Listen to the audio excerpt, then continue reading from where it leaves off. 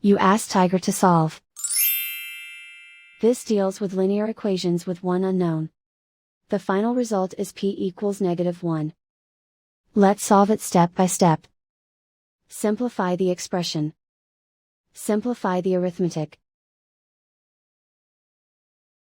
Group all p terms on the left side of the equation. Subtract 14p from both sides.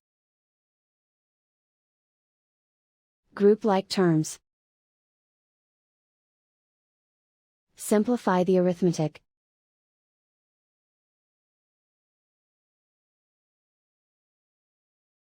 Group all constants on the right side of the equation.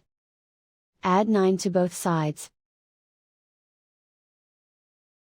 Simplify the arithmetic.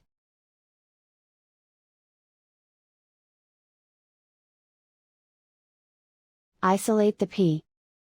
Divide both sides by -9. Cancel out the negatives. Simplify the fraction. Move the negative sign from the denominator to the numerator. Simplify the fraction. And so the final result is p equals -1.